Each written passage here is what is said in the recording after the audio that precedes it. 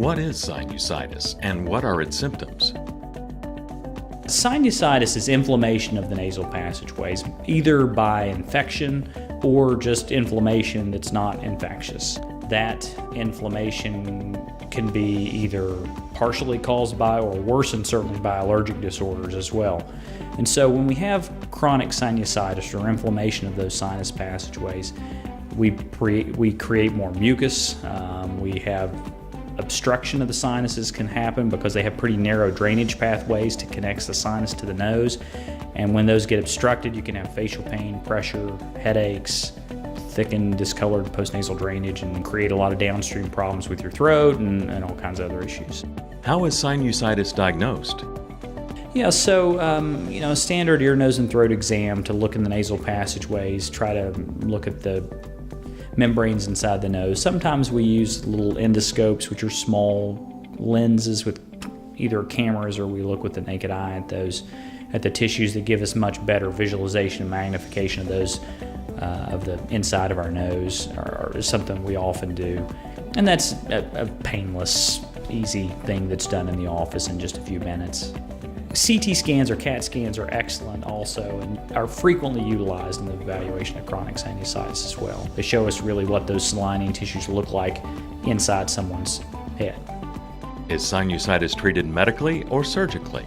Both surgical and medical management. I mean, not everybody's either a candidate for surgery or wants surgery, and surgery, although helpful in a lot of cases, is not a perfect solution either. So yeah, a lot of medical management is tied in with chronic sinusitis as well. What kind of medical management?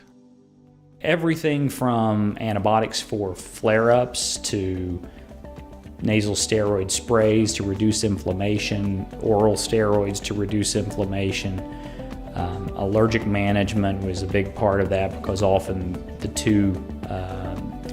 chronic sinusitis and allergic rhinitis go together in a lot of patients.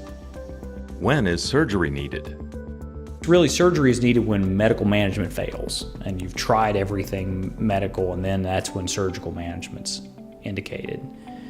So it's often on the patients that have 5 or 6 or more sinus infections a year, sinus flare-ups a year, but have constant inflammation seen in their sinuses on CT scan.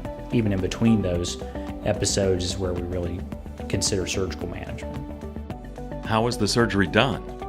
There's what I consider traditional sinus surgery, where we use, while someone's under anesthesia, we look in the nose with scopes and we remove some of those small thin bones that separate the nasal passageways from the sinuses. We're essentially just opening those sinuses widely to where now they can drain properly. They can get air into them properly. They can be rinsed out with therapies that we can do in the office and at home for patients afterwards. There are also balloon dilation techniques which try to accomplish the same thing with a balloon to sort of stretch and cause little microfractures in those little bones to open things up. There's even some newer therapies where we use stents. After we do sinus surgery and open those sinuses, we can now place some stents that secrete some steroids topically into the tissues, and they kind of help hold things open during the healing period.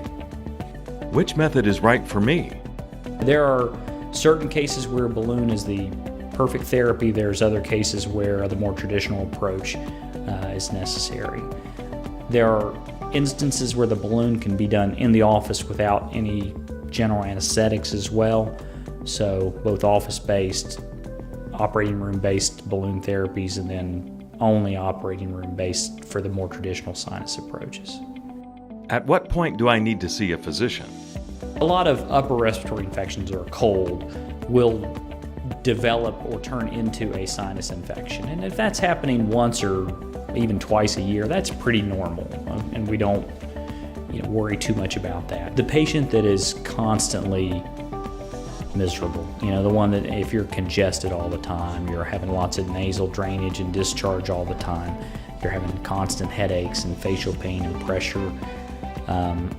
If you're having that only sporadically, but it's still occurring 4 to 5 times a year, that's going to seriously impact somebody's quality of life, and so that's when it's time to seek medical attention. For more information or to schedule an appointment with Dr. Heaberlin, please call 304-399-2271.